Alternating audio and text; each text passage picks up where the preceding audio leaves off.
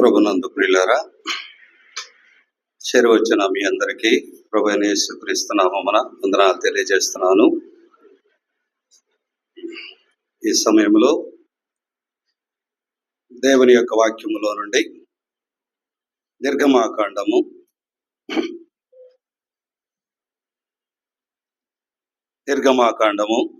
31వ అధ్యాయము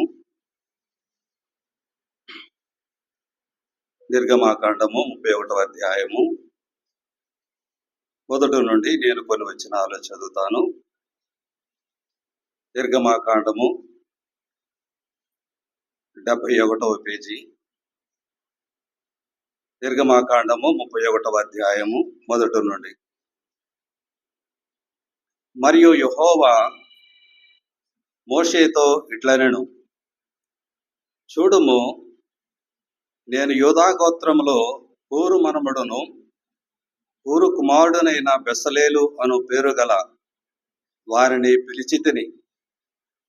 విచిత్రమైన పనులను కల్పించుటకును, బంగారుతోనూ వెండితోనూ ఇత్తడితోనూ పనిచేయుటకును, పొదుగుటకై రత్నములను సానబెట్టుటకును, కరడు కోసి చెక్కుటకును, సమస్త విధములైన పనులను చేయుటకును,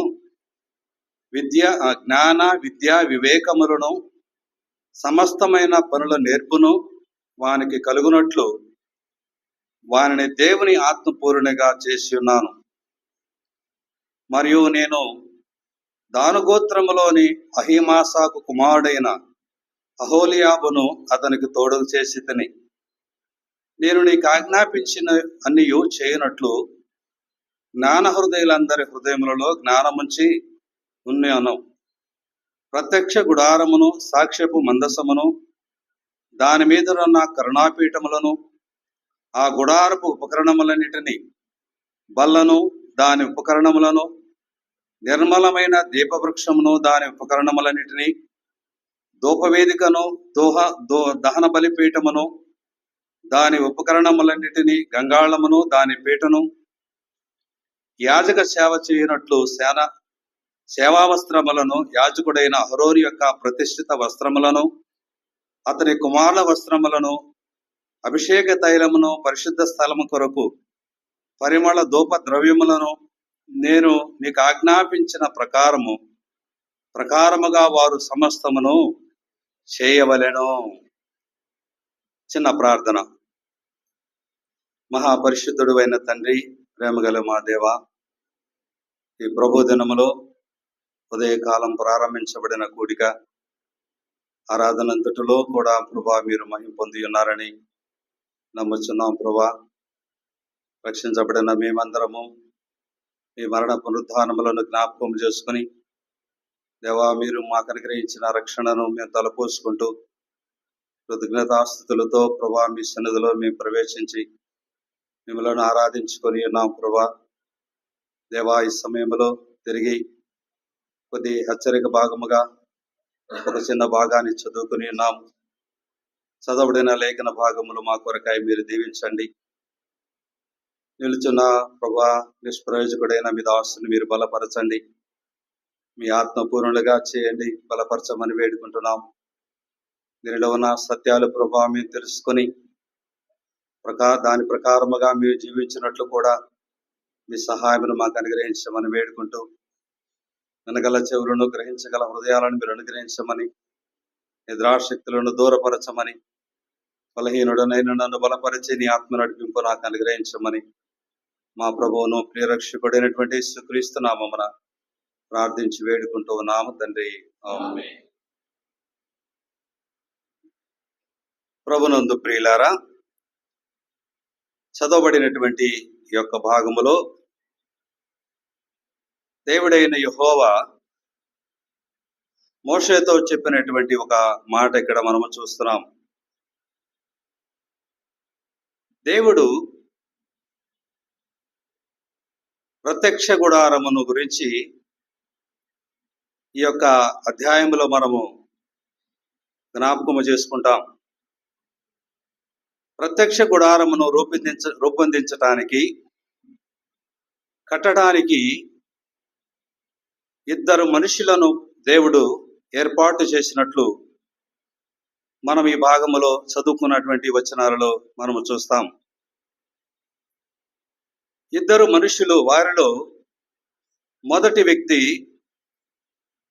హూరు మనమడును ఊరు కుమారుడైన బెసలేలు అనేటువంటి మాట మనకు కనబడుతుంది. బెసలేలు ఇతడు యూదా గోత్రములో పుట్టినటువంటి వాడు. బెసలేలు యూదా గోత్రమునకు చెందినటువంటి వ్యక్తి అని మనం చదువుతాము. తర్వాత కింద 6వ వచనాల్లో చూస్తే దానగోత్రములోని అహీసామాకు కుమారుడైన అహోలియాబును అనేటువంటి మాట మనము చదువుతున్నాం. ఇద్దరు వ్యక్తులు ఇక్కడ మనకు కనబడుతున్నారు. ఇద్దరు వ్యక్తులు కూడా దేనికి దేవుడు పిలిచేడు వీరిని అంటే, తన నివాసమైనటువంటి ప్రత్యక్షపు గుడారమును నిర్మించటానికి, ప్రత్యక్ష గుడారమును కట్టడానికి దేవుడు బెసలేలును పిలిచేడు అనేటువంటి మాట ఈ భాగములో మనము చదువుతాం. బెసలేలును పిలిచి ఆయనకి ఏమిచ్చాడంటే, ప్రత్యక్ష గుడారమును కట్టే విషయంలో ఏమేమి అతనికి ఇచ్చాడంటే చూడండి, 5వ వచనము లేదా 3వ వచనం, విచిత్రమైన పనులు కల్పించుటకును, బంగారుతోనూ వెండితోనూ ఇత్తడితోనూ పని చేయుటకును, పొదుగుటకై రత్నములను సానబెట్టుటకును, కర్రను కోసి చెక్కుటకును, సమస్త విధములైన పనులను చేయుటకును, జ్ఞానము విద్య వివేకములను సమస్తమైన పనుల నేర్పును వారికి కలుగునట్లు వారిని దేవుని ఆత్మపూర్ణునిగా చేసి ఉన్నాను అనేటువంటి మాట మనము చదువుతున్నాం. దేవుడు బెసలేలుని పిలిచాడు యూదా గోత్రములో నుండి. వానికి ఇచ్చాడంటే దేనితో?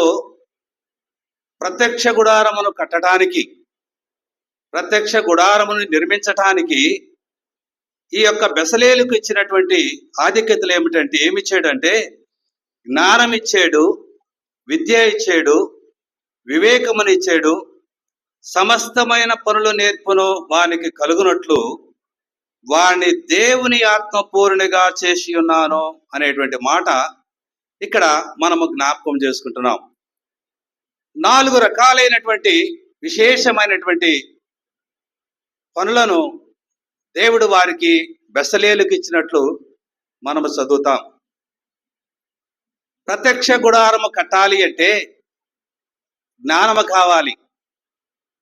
ప్రత్యక్ష గుడారము కట్టాలి అంటే విద్య కావాలి.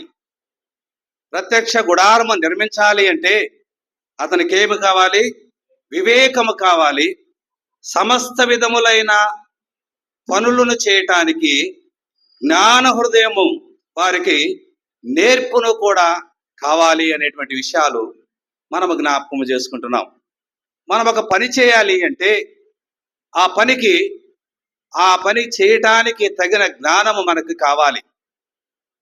జ్ఞానము లేకుండా ఏ పని కూడా మనము చేయలేము. ఒకటేదైనా నిర్మించాలి, ఒక ఇల్లే కట్టాలి అనుకోండి. ఇల్లు కట్టేటప్పుడు ఆ ఇంటికి కావలసిన జ్ఞానము కట్టువాడికి కావాలి. ఎలా కట్టాలో, ఎలా నిర్మించాలో, ఏమేమి కలపాలో అవన్నీ కూడా తెలిసి ఉండాలి అతనికి.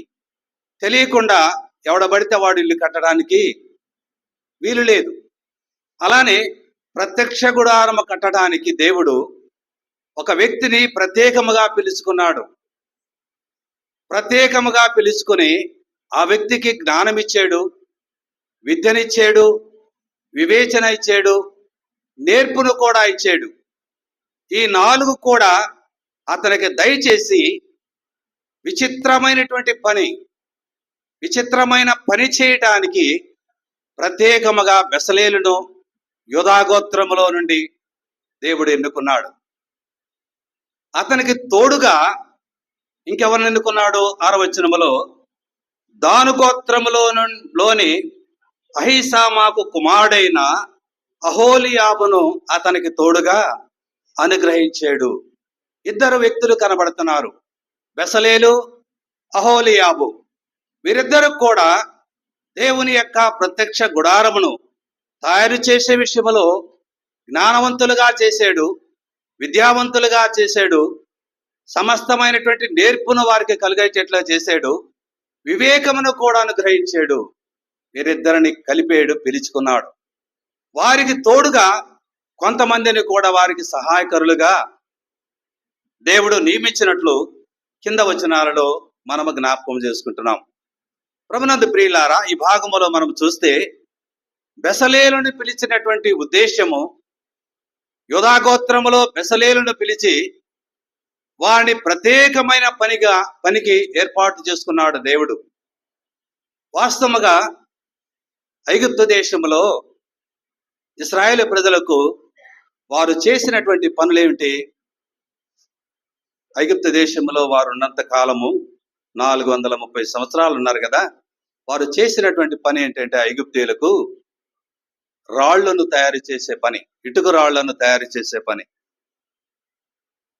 వాళ్ళే ఆ చెత్తను తెచ్చుకోవాలి, వాళ్ళే మట్టిని కూడా తీసుకోవాలి, దానిని నానబెట్టి దాన్ని పిసికి రాయిగా చేయడానికి వారు కష్టపడేవారు. ఈ ఇటుకలు చేసే పని అనేది సున్నితమైన పని, మోటు పని. అంటే ఆనాడు ఇశ్రాయేలు ప్రజలకు సున్నితమైనటువంటి పని చేసేటువంటి అలవాటు వారికి లేదు. సున్నితమైనటువంటి పనులలో అనుభవం లేనటువంటి వారు ఎప్పుడూ కూడా కష్టపడి చాకరీ చేసేవాళ్లే.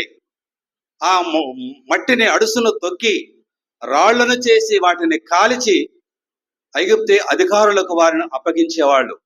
అంటే కఠినమైనటువంటి దాసత్వము చేసినటువంటి వారు, సున్నితమైనటువంటి పనికి వారు పనికిరాలేదు.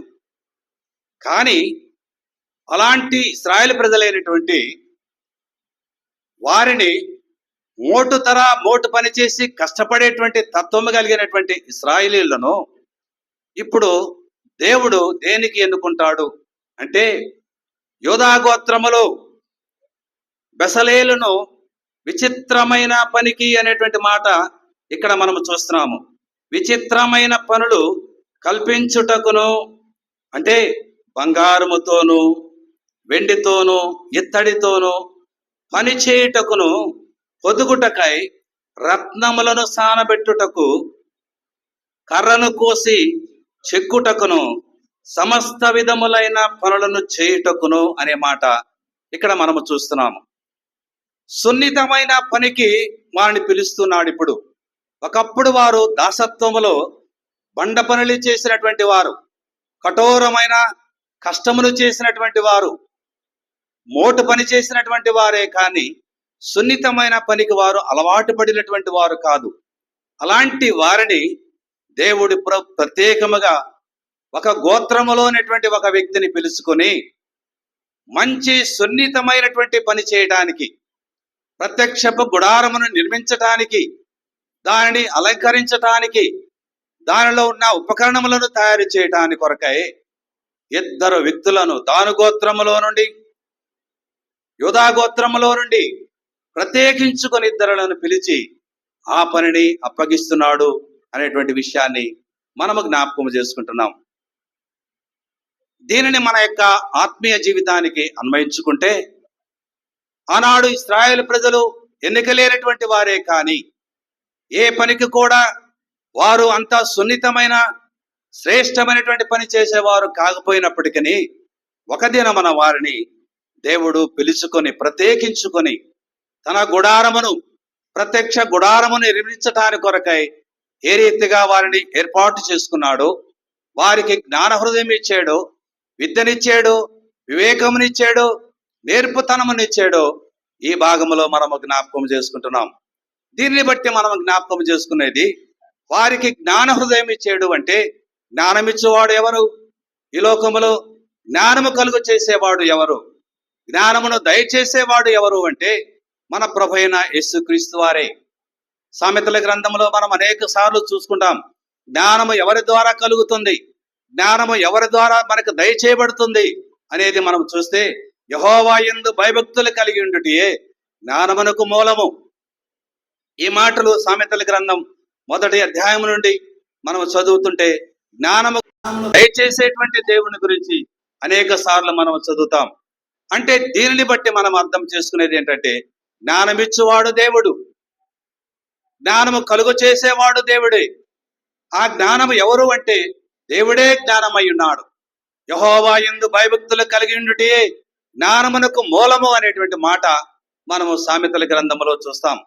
కొలస్సీయులకు రాసిన పత్రిక 2వ అధ్యాయంలో 3వ వచనాలలో మనము చూస్తాం. పౌలు గారు రాస్తాడు, బుద్ధి జ్ఞానములు సర్వసంపదలు ఆయన యందు గుప్తములై ఉన్నవి అనేటువంటి మాట పౌలు గారు రాస్తాడు. బుద్ధి కానీ, జ్ఞానము కానీ, సర్వ సంపదలు కానీ దేవునిలో గుప్తమై ఉన్నవి, అంటే దాచబడి ఉన్నవి అనేటువంటి విషయాన్ని మనం జ్ఞాపకం చేసుకుంటున్నాం. కనుక జ్ఞానమిచ్చేవాడు మన దేవుడు అని మొట్టమొదటి మాట మనం చూస్తున్నాం. ఆ జ్ఞానము ద్వారా వారు ప్రత్యక్ష గుడారమును తయారు చేయటానికి, కట్టడానికి, నిర్మించటానికి వారు బెసలేలులు, అహోలియాబులు బయలుదేరారు, సిద్ధపడుతున్నట్లు మనము చూస్తున్నాం. రెండవదిగా చూసినట్లయితే జ్ఞానము కాకుండా విద్య కూడా అనుగ్రహించాడు వారికి. విద్య లేకుండా మనం ఏ పని కూడా చేయలేము. మనము చదువుకుంటేనే, ఎవడైనా చదివి విద్య కలిగినటువంటి వాడుగా ఉంటే వాడు గొప్పవాడిగా ఉంటాడు, అనేక రకాలుగా పని చేయగలిగినటువంటి సామర్థ్యత కలిగిన వాడుగా ఉంటాడు. ఈనాడు ఒక డాక్టర్గా చదవాలి అంటే కష్టపడి చదవాలి. డాక్టర్గా చదివినటువంటి వాడు ఏ రోగికి ఎలాగన వైద్యము చేయాలో, ఎలాగన ఆ యొక్క రోగమును బాగు చేయాలో, ఎలాగున ఆపరేషన్ చేసి అతన్ని బాగుపరచాలో అతను చదువుకున్నటువంటి విద్యను బట్టి, ఆ జ్ఞానమును బట్టి వారు చేయగలుగుతారు. విద్య లేకుండా, ఆ జ్ఞానం మనం ఒక డాక్టర్ పని మనం చేయలేము. చదువుకున్నవాడు మాత్రమే, విద్య కలిగినటువంటి మాత్రమే ఆ పనిని చేయగలుగుతాడు. అయితే ఇక్కడ ఆ యొక్క జ్ఞానమును, విద్యను కూడా బెసలేలుకు, అహోలియాబుకు దేవుడు అనుగ్రహించాడు అని మనం చూస్తున్నాం. జ్ఞానమిచ్చేవాడు దేవుడే, విద్యనిచ్చేవాడు కూడా దేవుడే. కనుక వివేచన కలిగినటువంటి వాడు. మూడవదిగా వివేచన అనగా ఏ పనైనా చేసే విషయంలో ఒక వివేచన కావాలి, ఆలోచన కావాలి. ఆలోచన లేకుండా, వివేచన లేకుండా మనం ఏ పని పడితే ఆ పని మనం చేస్తే అది వృధా అయిపోతుంది. మనం ఒక పని తలపెడుతున్నామంటే, ఒక కార్యము తలపెడుతున్నామంటే దానిలో మనకు వివేకము కావాలి, వివేచన కావాలి, ఆలోచన కావాలి. ఇది చేస్తే సరిగా ఉంటుందా, ఉండదా అని వివేచన కూడా కావాలి. అయితే ఆ వివేచన మనము కలిగి ఉండాలి అనేటిది మనం నేర్చుకోవాలి. కనుక తర్వాతగా మనము చూస్తే వివేచనతో పాటు కూడా ఏమిచ్చాడు అంటే నేర్పరితనము, నేర్పును అనేటువంటి మాట. నేర్పును వారికి కలుగ చేశాడు. ఈ 4 లక్షణాలు బెసలేలుకు, అహోలియాబుకు దేవుడు అనుగ్రహించాడు. వారు మోటి వారే, గత కాలములో ఎనకలేనటువంటి వారే జ్ఞాని, జ్ఞానము లేనే వారే. కానీ అయితే జ్ఞానమును, విద్యను, వివేచనను, నేర్పుతనమును ఆత్మ పూర్ణులుగా వారిని చేశాడు అనేటువంటి మాట అక్కడ కనబడుతుంది. ఆ పని చేయటానికి వారు తగినటువంటి వారు. ఆ పని చేయటానికి దేవుడు వారిని ప్రత్యేకముగా పిలుచుకున్నాడు. పిలిచిన వాడు ఏమిచ్చాడంటే పిలిచి ఊరకుండలేదు, కానీ వారికి కావలసిన జ్ఞానం ఇచ్చాడు. ఆ పనిలో ప్రత్యక్ష గుడారము కట్టే విషయంలో దేవుడు జ్ఞానం ఇచ్చాడు, విద్యనిచ్చాడు, వివేచన ఇచ్చాడు, నేర్పుతనాన్ని కూడా ఇచ్చాడు. ఇచ్చి ఈ రీతిగా కట్టాలి అని చెప్తున్నాడు. ఏమేమి కట్టమంటున్నాడు అక్కడ కింద మనం చూస్తే చూడండి, 7వ వచనము, ప్రత్యక్ష గుడారమును, సాక్ష్యపు మందసమును, దాని మీదనున్న కరుణాపీఠమును, ఆ గుడారపు ఉపకరణములన్నిటినీ, బల్లను, దాని ఉపకరణములన్నిటినీ, నిర్మలమైన ధూపవృక్షమును, దాని ఉపకరణములన్నిటినీ, ధూప వేదికను, దహన బలిపీఠమును, దాని ఉపకరణములన్నిటినీ, గంగాళమును, దాని పీటను యాజక సేవనట్లు సేవా వస్త్రములను యాజకుడైన అహరోను యొక్క ప్రతిష్ఠిత వస్త్రములను అతని కుమారుల వస్త్రములను అభిషేక తైలమును పరిశుద్ధ స్థలము కొరకు పరిమళ ధూప ద్రవ్యములను నేను నీకు ఆజ్ఞాపించిన ప్రకారముగా వారు సమస్తమును చేయవలెను. ఇన్ని రకాలైనటువంటి వాటిని చేయటానికి దేవుడు ఇద్దరు వ్యక్తులను ఎన్నుకున్నాడు, పిలుచుకున్నాడు. వారితో పాటు కొంతమంది వ్యక్తులను కూడా సహాయకులుగా ఏర్పాటు చేసుకుని వారిని పూర్ణ ఆత్మతో నింపినటువంటి వాడు అనేటువంటి మాట మనము జ్ఞాపకం చేసుకుంటున్నాం.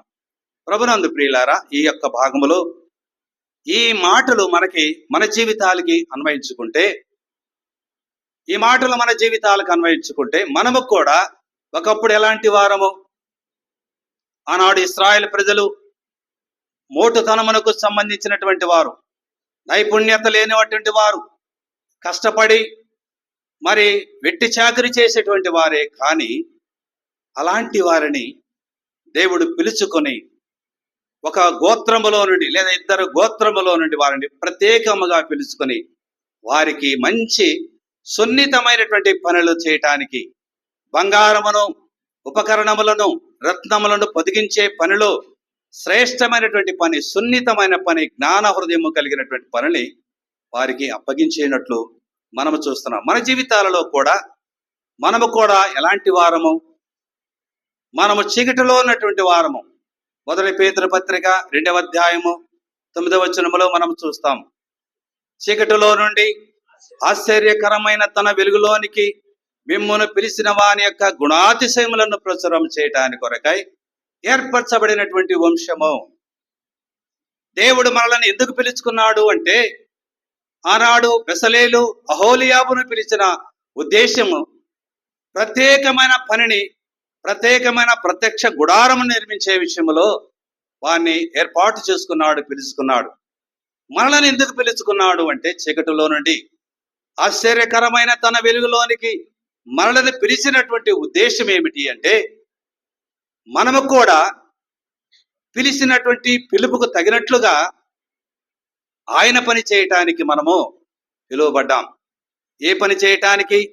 వారైతే ప్రత్యక్ష గుడారమును నిర్మించే విషయంలో వారు ఆసక్తి కలిగినటువంటి వారుగా, జ్ఞాన హృదయములు వివేచన కలిగినటువంటి వారుగా ఉన్నారు. కానీ మనం ఏ వివేచన కలిగి ఉన్నాము?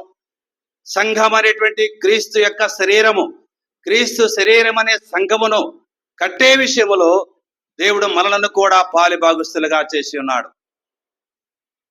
మనము ఒకప్పుడు నేర్పు లేనటువంటి వారమే కానీ, దేవునికి ఇష్టం లేనటువంటి వారమే కానీ, దేవుని యొక్క పని చేయటానికి అయోగ్యత కలిగినటువంటి వారమే కానీ, అలాంటి మనలను దేవుడు ప్రేమించి చీకటిలో ఉన్నటువంటి మనలను అంధకార సంబంధమైన అధికారము, కొలస్సీ పత్రిక 1వ అధ్యాయం 13వ వచనములో అంధకార సంబంధమైన అధికారములో నుండి మనలను విడిపించి ఆయన కుమారుడి యొక్క రక్తము చేత మనలను కొనుక్కున్నాడు మాట, ఆ కుమారుడి యొక్క రాజ్య నివాసులుగా మనలను చేసేడు అనేటువంటి మాట కొలస్సీ పత్రిక 1వ అధ్యాయము 13వ వచనం నుండి మనం చదువుతాం. అంధకార సంబంధమైన అధికారములో నుండి మనలను విడిపించి చీకటిలో నుండి ఆశ్చర్యకరమైన వెలుగులోనికి మనలను విడిపించి ఆయన గుణాతిశయములను ప్రచురము చేయటానికి మనలను పిలుచుకున్నాడు. అందుకే మనలను ఏర్పాటు చేసుకున్నాడు. అందుకే దేవుడు మనలను పిలుచుకున్నాడు. ఆనాడు బెసలేలు అహోలియాబును పిలిచేడు అంటే ఒక ప్రత్యేకమైన పని కొరకు వారిని అప్పగించాడు. అయితే నేటి కాలంలో మనలను దేవుడు పిలుచుకున్నాడు అంటే, దేవుడు నీకు ఇచ్చిన సామర్థ్యత, దేవుడు నీకు ఇచ్చిన తలాంతులు, దేవుడు నీకు ఏ పని కొరకై నిన్ను పిలుచుకున్నాడో, ఏ పని కొరకై, ఏ ఉద్దేశము కొరకై దేవుడు నిన్ను పిలుచుకున్నాడో దానికి తగినట్లుగా దేవుని పని చేసే విషయంలో మనము కూడా పూర్ణాత్మ కలిగినటువంటి వారము, నేర్పు కలిగినటువంటి వారుగాను, జ్ఞానము కలిగినటువంటి వారుగాను, వివేచన కలిగినటువంటి వారుగా ఉండాలి అనేటిది మనము జ్ఞాపకం చేసుకుంటున్నాం. దేవుడు నిన్ను నన్ను పిలిచేడు అంటే ఒక ప్రత్యేకమైన ఉద్దేశంతోనే పిలిచాడు.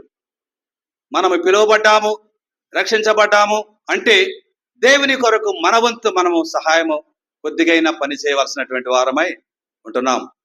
నేను రక్షించబడ్డాను, నువ్వు రక్షించబడ్డావు. నీ వంతు దేవుని కొరకు నీ వంతు పాత్ర ఏమిటి, నా వంతు పాత్ర ఏమిటి? దేవుడు మనల్ని పిలుచుకున్నాడు అంటే ఉచితముగా పిలవలేదు, కానీ ఆయన మనందరి కొరకై శ్రమపడి కల్వరి సిలువలో మనందరి కొరకై రక్తమును కాచి మనలను కొనుక్కున్నాడు. ఏ యొక్క వెల లేకుండా మనలను కొనుక్కొని మనలను సమాజముగా సంఘముగా కూర్చోబడ్డాడు. దానిని మనము గ్రహించి ఆయన మనలను ప్రేమించి మనలను పిలిచిన విధానానికి తగినట్లుగా మనము పని చేయవలసినటువంటి వారమై ఉంటున్నాం. బోధించేవాళ్ళు బోధిస్తారు, ప్రార్థించేవాళ్ళు ప్రార్థిస్తారు, పరిచర్య చేసేవాళ్ళు పరిచర్య చేస్తారు. ఇంకా ఏదైనా ఎవరి వంతు ప్రకారముగా వారు పని చేయవలసినటువంటి బాధ్యులమై ఉన్నాము దేవుని సంఘములో. దేవుని సంఘము క్షమాభివృద్ధి చెందాలి అంటే, దేవుని సంఘము అభివృద్ధి చెందాలి అంటే మన వంతు మనము పని చేయవలసినటువంటి వారమై ఉంటున్నాం. ఆనాడు వారు దేవుడు ప్రత్యేకముగా వారిని పిలుచుకున్నాడు. ఎన్ని రకాలు ఇక్కడ మనం చదివాం కదా. ఆఖరికి బల్లను, దాని ఉపకరణములను, ప్రత్యక్ష గుడారములో ఉండవలసినటువంటి వస్తువులు తయారు చేసే విషయములో, మరి యాజకుల యొక్క వస్త్రములు తయారు చేసే విషయములో, యాజకుల కుమారుల యొక్క వస్త్రములు తయారు చేసే విషయములో దేవుడు లెక్క చెప్పిన ప్రకారముగా, దేవుని యొక్క మాట ప్రకారముగా వారు తూచే తప్పకుండా చేయాలని దేవుడు మోషేకు ఆజ్ఞాపించాడు. వారు సమస్తమును కూడా చేయటానికి వారికి జ్ఞానం ఇచ్చాను, వివేచన ఇచ్చాను, నేర్పునిచ్చాను అని మోషేతో చెప్పినట్లు మన జీవితాలలో కూడా దేవుడు మనల్ని పిలుచుకున్నాడు అంటే దానికి తగినట్లుగా మనము పని చేయవలసినటువంటి వారమై ఉంటున్నాం. మన సంఘాలు క్షేమాభివృద్ధి చెందాలి అంటే మనము ఎక్కువగా దేవుని పని చేయవలసినటువంటి, దేవుడు నీకు ఇచ్చిన బాధ్యత. ప్రార్థించే పనుందా నీకు, ప్రార్థించు. బోధించే పనుందా, బోధించు. లేదా పరిచర్య చేసే పనుందా, పరిచర్య చేయి. నీ వంతు చాపలు వేసే పని, చాపలు తీసే పని, లేదా నీళ్లు పట్టే పని, వంట చేసే పని, బోధించే పని, పాడే పని, లేదా పరిచర్య చేసే పని, ఎవరికి వారు దేవుని పని అప్పగించాడు. నాకు ఈ దేవుడి పని అప్పచెప్పలేదు అని ఎవరు కూడా చెప్పుకోవడానికి వీలులేదు. ఏ పని చేత కాకపోయినా కనీసం ప్రార్థించే పనైనా దేవుడు అప్పగించాడు. ఈ పనైనా చేయాలి అని ఎవరి వంతు వారు అనుకో. ఈనాడు మన సహోదరుడు చూస్తుంటే శనివారం కూడా ప్రార్థన చేయకుండా ఎవరంతటికి వారు లేచిపోతున్నారు. బాధ్యత లేనటువంటి పనులు ఎందుకు? కనీసం బుధవారం శనివారం మేమందరం కూడా ఉండి ప్రార్థన చేస్తున్నాం. శనివారం కనీసం, బుధవారం లేకపోయినా శనివారం విజ్ఞాపన దినమైన రోజైనా రక్షించబడిన వారు, బాప్తీసం తీసుకున్నవారు, ప్రభు యొక్క బలలో పాల్పంపులు పొందేవారు కనీసం 10 మంది అయినా ఉండి ప్రార్థన చేద్దామనేటువంటి ఆలోచన ఉండటం లేదు. ఎన్నిసార్లు చెప్పినా కానీ అశ్రద్ధ కలిగినటువంటి వారుగా ఉంటున్నారు. ఏదో వస్తున్నాము పోతున్నాము అనేటువంటి పరిస్థితే కానీ భారము కలిగి కనీసము కొద్దిసేపు ప్రార్థన చేద్దామనేటువంటి ఆలోచన ఉండటం లేదు. ఏదైనా అవసరత కలిగి పనుండి ఏదైనా ఒక దినమని వెళ్ళిపోవటం అది సహజమే, కానీ ప్రతిదినము ఆదివారం లేదా శనివారం రాత్రి ప్రార్థన అవ్వటం మాత్రం ఆడవాళ్ళతో పాటు వెనకాల మొగుళ్ళు కూడా, పురుషులు కూడా వెళ్ళిపోతున్నారు. భారం ఉండటం లేదా? ఒక బాధ్యత ఉండటం లేదా? దేవుడు నిన్ను నన్ను రక్షించేడు అంటే దానికి తగినట్లుగా మనం నడుచుకోవాలని ఆ ఆసక్తి ఉండటం లేదా? మొదటి ప్రేమను కోల్పోయామని ఎఫెసీ పత్రికలో మనం ప్రకటన గ్రంథం 2వ అధ్యాయంలో ఎఫెసీ సంఘాన్ని గురించి ప్రభు చెప్తున్నాడు. మొదట నీకుండిన ప్రేమను నీవు వదిలితేవని, నీ మీద నేను ఒక తప్పును మోపవలసి ఉన్నది అని ఆ సంఘాన్ని గురించి ప్రభు చెప్పాడు. ఆనాడు ఆ సంఘాలతో కాదు, కానీ ఈనాడు మన సంఘాలతో కూడా చెప్తున్నాడు. మొదటి ప్రేమను వదిలిపోయినటువంటి వారు, మొదటి ప్రేమను సలారిపోయి సహవాసమునకు దూరం అయిపోయి ఏదో వస్తున్నాము రాలేదని అనుకోకుండా అలా వచ్చి అలా వెళ్ళిపోయేటువంటి పరిస్థితులు చాలా మందిలో కనబడుతున్నాయి సహోదరులలో. దయచేసి గమనించండి. మొదటి ఉన్నటువంటి ఉత్సాహము, మొదటి ఉన్నటువంటి ప్రేమ, మొదటి ఉన్నటువంటి ఆ యొక్క విషయాలన్నీ కూడా మర్చిపోయి రాను రాను రాను రాను ఏదో వచ్చాము ఆమెనగానే వెళ్ళిపోయే పరిస్థితి కనబడుతుంది. నీ యొక్క ఆత్మీయ జీవితానికి అది ఎంత మాత్రము కూడా మంచిది కాదు. మనం రక్షించబడ్డామంటే, దేవుని చేత పిలువబడ్డామంటే ఒక ప్రత్యేకమైన పని కొరకు దేవుడు నిన్ను నన్ను పిలిచాడు. దానికి తగినట్లుగా నీ సామర్థ్యతను బట్టే నువ్వు పనిచేయి. ఆ పనిలో దేవుడు నిన్ను జ్ఞాపకము చేసుకుంటాడు. అయితే ఇక్కడ అహోలియాబును బెసలేలును దేవుడు పిలిచేడు అంటే ఒక ప్రత్యేకమైన పని కొరకు పిలిచాడు. దేవుడు మనలను పిలిచాడు అంటే చీకటిలో నుండి ఆశ్చర్యకరమైన వెలుగులోనికి మనలను పిలిచాడు అంటే మన యొక్క పిలుపును కూడా మనం జ్ఞాపకం చేసుకుని సంఘం అనే శరీరము, క్రీస్తు శరీరం అనే సంఘాన్ని కట్టే విషయంలో మనము ఒక్కొక్కరము ఒక్కొక్క బాధ్యత కలిగినటువంటి వారుగా ఉండాలి. ఆ ప్రత్యక్ష గుడారమును కట్టే విషయంలో, దానిని నిర్మించే విషయంలో వారు ఎలాగున జ్ఞాన ఆత్మపూర్ణులుగా ఉన్నారు, మనము కూడా దేవుని యొక్క పనిలో అనేకులు రక్షించబడటానికి కొరకై, అనేకులు రక్షణలోనికి రావటానికి కొరకై మనము కూడా మన వంతు పాత్ర మనం పనిచేయవలసినటువంటి వారమైన అప్పుడే దేవుని సంఘాలు క్షేమాభివృద్ధి చెందుతాయి అనేటువంటి విషయాన్ని మనము జ్ఞాపకం చేసుకుందాం. దైవ గ్రంథములో నుంచి ఇంకా 1-2 విషయాలు నేను జ్ఞాపకం చేస్తాను. చూడండి, దేవుని యొక్క వాక్యములో నుండి బెసలేలు అనగా ఆ పేరుకు అర్థం ఏమిటి అంటే దేవుని యొక్క నీడలో అనేటువంటి మాట కనబడుతుంది. దేవుని యొక్క నీడలో, దేవుని యొక్క నీడలో అనేటువంటి మాట బెసలేలు అనేటువంటి పేరునకు కనబడుతుంది. అహోలియాబు పేరునకు కల అర్థం ఏమిటంటే దేవుని యొక్క గుడారము అనే అర్థం వస్తుంది. దేవుని నీడలో, దేవుని యొక్క గుడారములో అనే మాట మనము చూస్తే మనం ఎక్కడుండాలి? 91వ కీర్తన 1వ వచనములో చూస్తే మహోన్నతిని చాటున నివసించువాడే సర్వశక్తిని నీడను విశ్రమించువాడు అని కీర్తనాకారుడు 91వ కీర్తన 1వ వచనములో కనబడుతుంది. మహోన్నతిని చాటున నివసించువాడు సర్వశక్తిని నీడను విశ్రమించువాడు అనేటువంటి మాట మనము చూస్తున్నాము. దేవుని యొక్క వాక్యము సెలవిచ్చేదంటే బెసలేలు అనేటువంటి మాటకు దేవుని యొక్క నీడలో, దేవుని యొక్క చాటున నివసించేవారు అనేటువంటి మాట మనము చదువుతున్నాం. మనం ఎక్కడ నివసించాలి అంటే దేవుని యొక్క చాటులో మనము నివసించాలి. దేవుని యొక్క నీడలో మనము నడిచిపోయేవారుగా ఉండాలి. అహోలియాబు అనగా దేవుని గుడారము, అనగా దేవుని గుడారము, ప్రత్యక్ష గుడారము, దేవుని యొక్క మందిరమే. ఈ గుడారములో మనము పనిచేయాలి. ఆ ప్రత్యక్ష గుడారమును నిర్మించటానికి వారు దేవుడు ఎలాగున ప్రత్యేకపరుచుకొని వారిని ఏర్పాటు చేసుకున్నాడో, దేవుని సంఘమును, దేవుని యొక్క పరిచర్యను జరిగించటానికి, సంఘాన్ని కట్టడానికి ఒక్కొక్క రాయిగా మనము పేర్చి దేవుని సంఘము కట్టబడటానికి, అంటే శరీర సంబంధమైన రాళ్ళు కాదు కానీ ఆత్మ సంబంధమైన రాళ్ళు. పౌలు గారు రాస్తాడు ఆ మాట. ఎఫెసీ పత్రికలో చూద్దామా ఆ మాట కూడా? ఎఫెసీ పత్రిక 2వ అధ్యాయం చూడండి. అపోస్తుడైనటువంటి పౌలు ఎఫెసీలకు రాసిన పత్రిక 2వ అధ్యాయము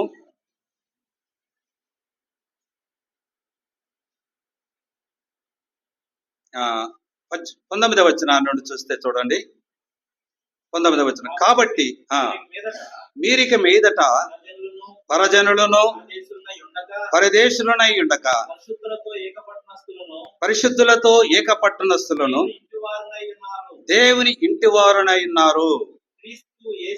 క్రీస్తు యేసే మూలరాయి ఉండగా అపోస్తలులను ప్రవక్తలను వేసిన పునాది మీద మీరు కట్టబడి ఉన్నారు.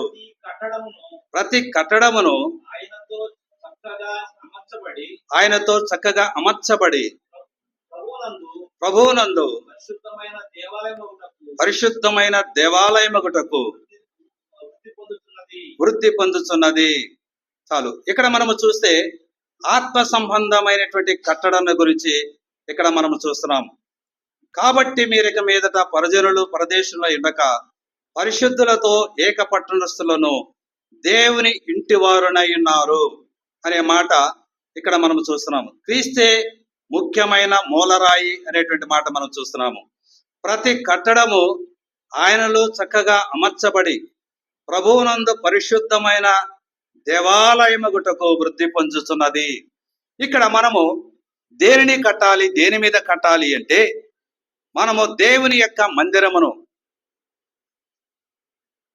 శరీర సంబంధమైన మందిరము కాదు కానీ, ఈ గోడలతో నిర్మించబడిన మందిరము కాదు కానీ, ఆత్మ సంబంధమైన మందిరము. ఆత్మ సంబంధమైనటువంటి మనుషుల చేత ఒక రాయి పేర్చబడి కట్టబడేటట్లుగా మందిరముగా విశ్వాసులైనటువంటి వారు నూతనముగా రక్షించబడి సంఘములో చేర్చబడేటువంటి వారు ఒక రాయిగా ఉన్నారు.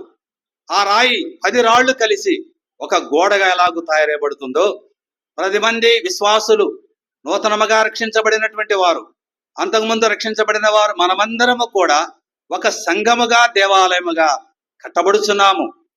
దేవుని కొరకు పనిచేస్తున్నాము, కట్టబడుచున్నాము. అది ప్రభువు మీద కట్టబడాలి, ప్రభువులో కట్టబడేదిగా ఉండాలి.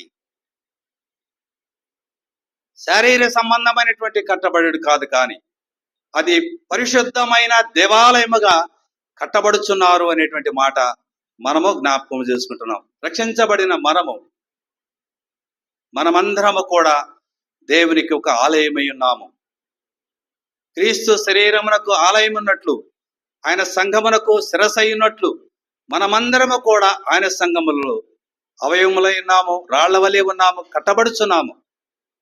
ఇది సంపూర్తి అగు వరకు కూడా, లేదా ప్రభు వచ్చే వరకు కూడా ఇది కట్టబడుచుండే ఉండాలి, ఆగిపోయేదిగా ఉండకూడదు అనేటువంటిది మనము జ్ఞాపకం చేసుకుంటున్నాం. ఆనాడు బెసలేలులు, అహోలియాబులు ప్రత్యక్ష గుడారము కట్టే విషయంలో వారు బాధ్యత కలిగి, భారము కలిగి పనిచేశారు.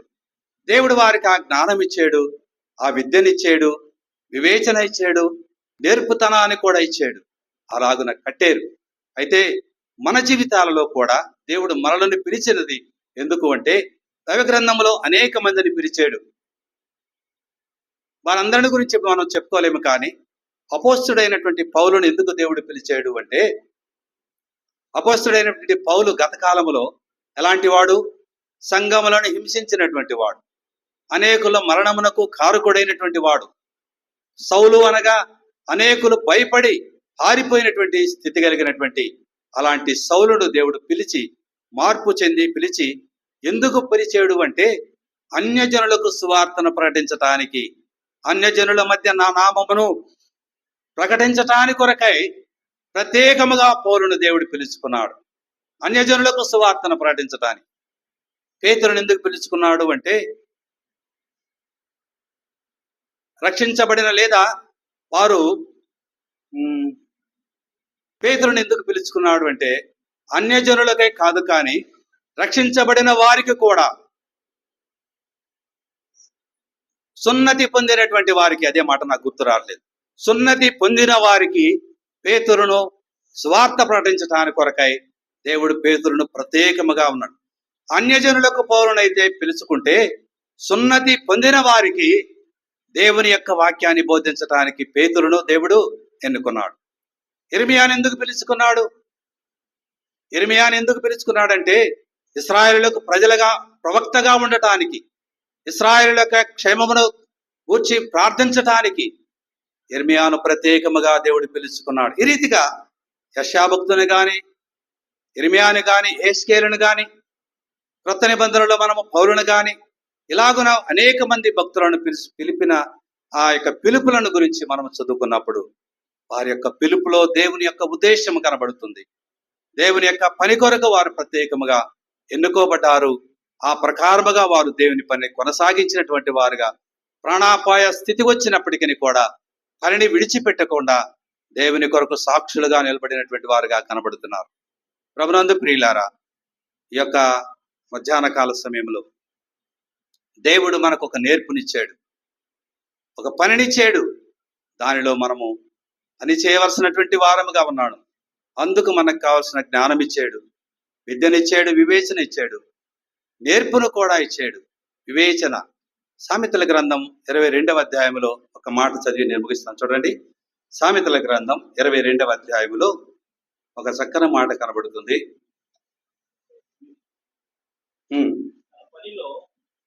తన పనిలో నిపుణత గల వారిని చూచితివా? అల్పులైన వారి ఎదుట కాదు, వాడు రాజుల ఎదుటనే నిలుచును అనే మాట మనము చూస్తున్నాం. తన పనిలో నిపుణత గల వారిని చూచితివా? అల్పులైన వారి ఎదుట కాదు, వాడు రాజుల ఎదుటనే నిలుచును అనే మాట శ్రేష్టమైన మాట. తన పనిలో నిపుణత అంటే తన పనిలో నైపుణ్యము కలిగినటువంటి వాడు. ఒక పనిలో మనకు నైపుణ్యత ఉన్నదనుకోండి, మనం ఎక్కడికి వెళ్ళినా కానీ బ్రతకగలుగుతాం. పనిలో నైపుణ్యత కలిగినటువంటి వాడు అల్పుల ఎదుట కాదు, కానీ అతడు ధైర్యముగా రాజుల ఎదుట కూడా నిలబడతాడట. కారణం ఏమిటంటే, రాజుల ఎదుట నిలబడటానికి కారణం ఏమిటంటే ఇతని యొక్క పనిలో నైపుణ్యత ఉన్నది. ఈ పనిలో వివేచన కలిగినటువంటి వాడుగా ఉన్నాడు. ఈ పనిలో జ్ఞానము కలిగినటువంటి వాడుగా ఉన్నాడు. ఈ పనిలో నేర్పుతనము కలిగిన వాడుగా ఉన్నాడు. కనుక అతడు ఎక్కడికి వెళ్ళినా అల్పుల ఎదుటనే కాదు, కానీ రాజుల ఎదుట కూడా అతడు నిలవగలడు అనేటువంటి మాట మనము చూస్తున్నాం. దేవుడు మనకు ఈ నిపుణతను అనుగ్రహించాడు. ఈ యొక్క సంగతులను మనకు తెలియచేస్తున్నాడు. కనుక ప్రభునందు ప్రియులారా, ప్రత్యక్ష గుడారమును తయారు చేసే విషయంలో బెసలేలు అహోలియాబులను దేవుడు ఎన్నుకొని ప్రత్యేకపరుచుకుని పిలుచుకున్నాడు. మనలను కూడా పిలుచుకున్నాడు. చీకటిలో నుండి ఆశ్చర్యకరమైన వెలుగులోనికి మనల్ని పిలువబడిన మనము ఆయన గుణాతిశయములను ప్రచురించే వారిగా ఉండాలి. ఆయన మంచితనము, ఆయన గొప్పతనము, ఆయన యొక్క కనికరము, ఆయన దయా దాక్షిణ్యములు ఇతరులకు మనం ప్రకటించువారుగా ఉండాలి. అందుకే దేవుడు మనల్ని పిలుచుకున్నాడు. ఊరికే కాదు, మనం వచ్చి వెళ్ళిపోవటానికి కాదు, కానీ మన వంతు మనము దేవుని కొరకు ప్రయాసపడవలసినటువంటి వారమై ఉంటున్నామని ఈ మాటల చేత మనము పాపములో నుండి మనలను విడిపించేడు అంటే, పరిశుద్ధుల యొక్క జాబితాల్లో మనల్ని పిలుచుకున్నాడు అంటే మనం ఆయన కొరకు పని చేయవలసినటువంటి వారమై ఉంటున్నాం. అందుకే గ్రంథస్థమందు ఈ సంగతులు వ్రాసి యుగాంతమందున్న మన బుద్ధి పాఠాల కొరకై ఇవి లేఖనములు మనకు గ్రంథస్థము చేయబడినటువంటి పాఠములు నేర్చుకుంటున్న మనము, చదువుకుంటున్న మనము వారిలాగా మనము ఉండేటట్లుగా మనము మన జీవితాలు కొనసాగించుకుందాం. ఆ రీతిగా ఉండటానికి దేవుడు తన కృపను మనందరికీ అనుగ్రహించి నడిపించును గాక. దేవుడి మాటలు మన కొరకై దీవించి ఆశీర్వదించు. మీ అందరికీ నా వందనాలు.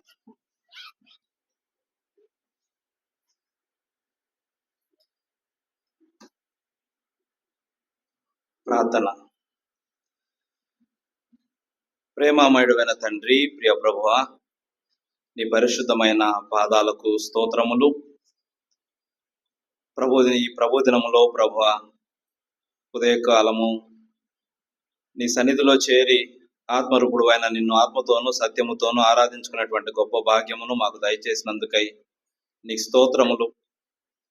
నీ దాసుని నిలువ పెట్టుకుని ప్రభువా, నువ్వు అందించినటువంటి వాక్యమును బట్టి నీకు స్తోత్రాలు ప్రభువా. నీ చిత్తమును బట్టి, నీ ఏర్పాటును బట్టి, నీ ప్రణాళికను బట్టి బెసలయేలును ప్రభువా నీ పని కోసమై పిలుచుకుని ఏర్పాటు చేసుకుని, తనకు సహాయకుడిగా ఉండటానికి ఏర్పాటు చేసుకుని, సకల విధములైనటువంటి జ్ఞాన విద్య వివేకములను తనకు అనుగ్రహించి నీ పనిలో ప్రభువా ముందుకు నడిపించినందుకై నీకు స్తోత్రాలు. మేము కూడా ప్రభువా బెసలయేలు వలె దేవా ప్రభువా మరి జ్ఞానము కలిగి, వివేకము కలిగి, విద్య కలిగి మేము ముందుకు సాగుటకు సహాయం ఉన్నాం. నీ వాక్యపు విద్య, నీ వాక్యపు వెలుగు, నీ వాక్యపు జ్ఞానము ప్రభువా, నీ వాక్యము పైన దేవా ప్రభువా మేము జ్ఞానము కలిగి ఉండడానికి నీ సహాయం అనుగ్రహించమని ప్రార్థిస్తూ ఉన్నాం. ప్రియ ప్రభువా, నీవు మమ్మల్ని పిలిచిన ఆ పిలుపు అది ఎంతో గొప్పది. ఆ ఏర్పాటును బట్టి నీకు స్తోత్రాలు ప్రభువా. ఆ పిలుపును మర్చిపోకోకుండా కడవరకు మా యొక్క విశ్వాస జీవితాన్ని కాపాడుకోవడానికి నువ్వు వచ్చేంత వరకు నీ పనిలో, పరిచర్యలో ప్రభువా ముందు కొనసాగడానికి నీ కృపను అనుగ్రహించమని ప్రార్థిస్తూ ఉన్నాం. బలహీనమైన మమ్మలను బలపరచండి. అవివేకులమైన మాకు వివేకాన్ని అనుగ్రహించండి. అజ్ఞానులమైన మాకు జ్ఞానాన్ని అనుగ్రహించమని ప్రార్థిస్తూ ఉన్నాం. దేవా ప్రభు, ముందున్న పని పరిచర్య కోసమై ప్రార్థిస్తున్నాం. నీ కృపను అనుగ్రహించండి ప్రభువా. ఈరోజు రాత్రి జరగబోయేటువంటి కూడిక విషయంలోను, మరి ముందున్నటువంటి పని పరిచర్య ప్రయాణాల్లోనూ నీ దయను అనుగ్రహించమని ప్రార్థిస్తూ ఉన్నాం. చేరి వచ్చిన చిన్నపిల్లలు, యవనస్తులు, పెద్దవారు, వృద్ధులు అందరి కోసమే ప్రార్థిస్తూ ఉన్నాం. ప్రకటింపబడిన ప్రకటనలన్నిటి విషయంలో నీవే దేవా ప్రభా ఆమెన్ అన్నాగు నా ప్రభా. ఎవరెవరికి ఏ సహాయం అవసరమో వారికి అందించి కృపచూపమని ప్రార్థిస్తూ ఉన్నాం. తిరిగి మా గృహాలకు వెళ్తున్నాం. బలహీనమైన మేము బలహీనముగా, బుద్ధిహీనంగా, అవిధేయతగా, అనాలోచనగా నడుచుకొనక నీ వాక్యపు వెలుగులో ప్రభా ప్రతి ఒక్క విషయంలో ముందు కొనసాగుటకు దయచూపమని మమ్మలను, మా కుటుంబములను, మా సంఘమును, మా గ్రామమును, మా దేశమును, పరిపాలన చేయించిన పరిపాలకులు అందరి కోసమై ప్రార్థిస్తూ ప్రాధేయపడుతూ యేసుక్రీస్తు వారి అతి శ్రేష్టమైన నామమున స్తోత్రం చెల్లించి వేడుకుంటున్నాం తండ్రి. ఆమేన్.